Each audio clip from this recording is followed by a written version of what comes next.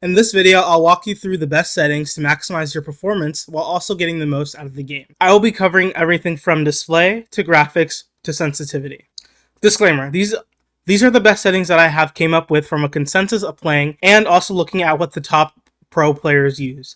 These settings will not magically make you champ or anything, and you do not have to strictly follow all the settings because each player has their own personal preference. However, some settings definitely objectively make the game better. Alright, so walking into general.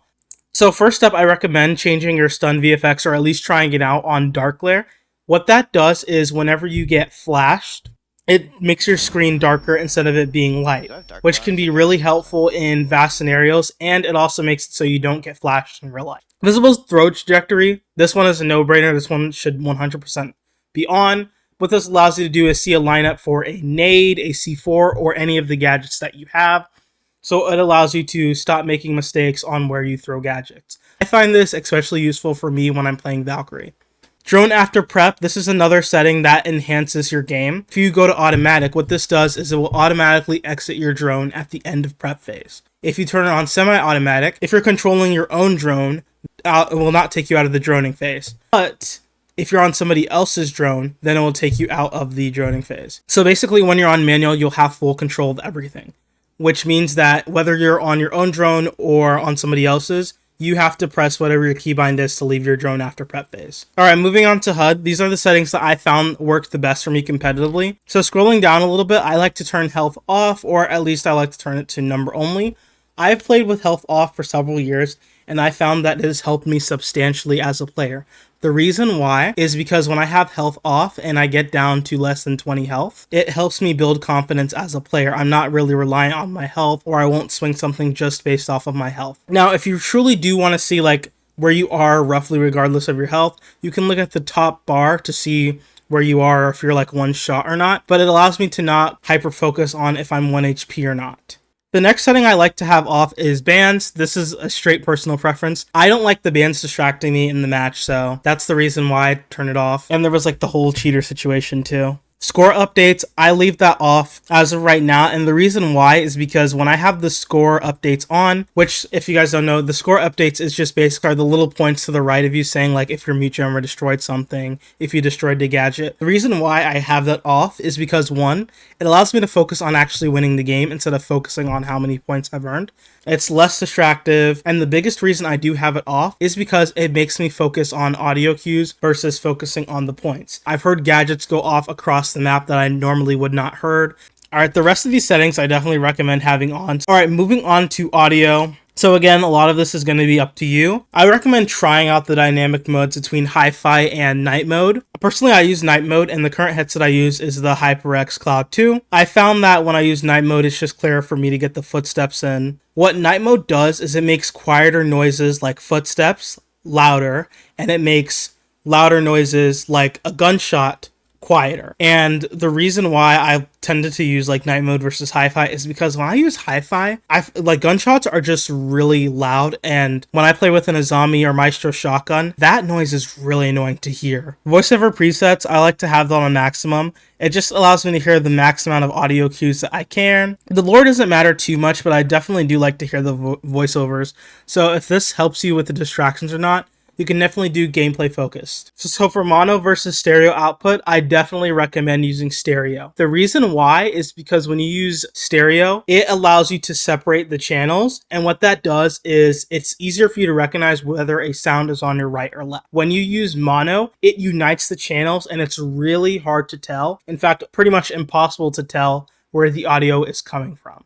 So for display, pretty much most of these options are going to be dependent on you guys. Refresh rate, and make sure that is maxed out. For display mode and for resolution, make sure that's maxed out. Display mode should be on full screen. The reason why, it's the fastest, less delay, most FPS that you can get. Borderless has more delay, and yes, borderless is better for multitasking, but if you want to take this game to the highest competitive level, you want to be on full screen, you want to be completely zoned in on the game. Having VSync on literally cuts frames in half. Just don't have it on. It's not worth it. FPS limit, it's nothing crazy that you have to do. I don't have it on because my monitor is actually 165 hertz, and the max I can go in like the Siege menu is 144. I don't want to lose frames like that. I recommend trying out different aspect ratios. So a good starting point would be 16:10. 4.3 is also a really common one. I think it is actually the most common one used by pro players along with 1610. So that would be the next one to try out.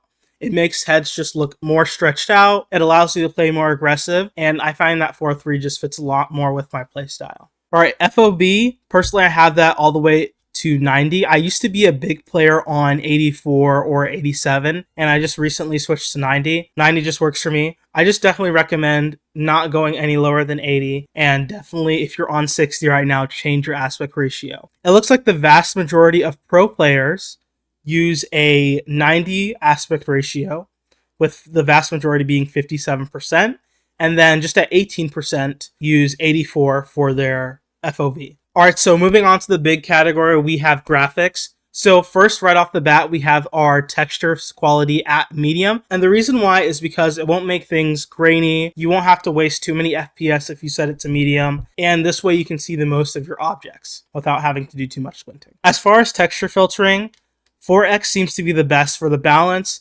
between the sharpness and not losing too many FPS. If you really need the frames, you could knock it down a little bit. I definitely don't recommend going on the lowest. The reason why is because that just makes anything from afar look too blurry to see, and it's harder to get those headshots in. Moving on to the next, we have LOD quality. I definitely recommend having that to the max. Having this on anything too low will make it so heads are harder to see, especially at a distance, and having it on very high at the lowest or ultra allows you to see heads more clear, and it barely affects your FPS. Just turn it all the way to the max. Shading quality, it's more of an eye candy setting. In fact, it can be a little bit distracting, so just go ahead and turn that to low. Shadow quality, you want to have that at medium on the lowest. Personally, I do high. It gives me a little bit more reflection in the shadows. Medium is the absolute lowest you want to have, and the reason why is because medium is where the shadows actually start to pop out, and it gives you the shadow cue of where someone is. So especially if you're holding a spot like rafters and garage and you're looking at the door,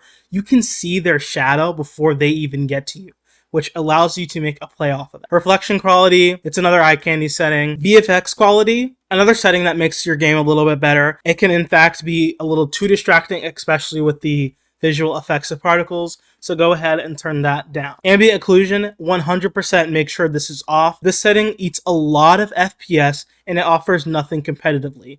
It does make your game look better, so if you're someone who likes to work with thumbnails, I definitely recommend turning it on to make your thumbnail for a YouTube video, and then just turning it off immediately after. Lens effect, this also eats FPS, especially if you're on bloom plus lens, and it can make it even harder to see people or objects, especially in bright areas. So go ahead and turn that off. Zoom and depth of field, another setting that you definitely want to have off. Whenever you ADS, it makes it hard for you to see the outer edges because it makes your screen blurry on those edges. Anti-aliasing, I recommend turning that off. What TAA does is it gives some bad ghosting, and on top of that, it makes your game blurrier and harder to see. Alright, so on to the good stuff. We have controls and sensitivity.